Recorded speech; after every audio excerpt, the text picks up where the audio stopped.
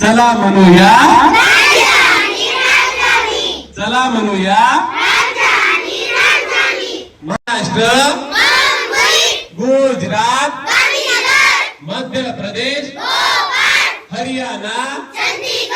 Jharkhand, Karnataka, Tamil Nadu, Rajasthan, Sikkim, Uttar Pradesh, Tripura, Meghalaya, Goa, Chhattisgarh, Bihar,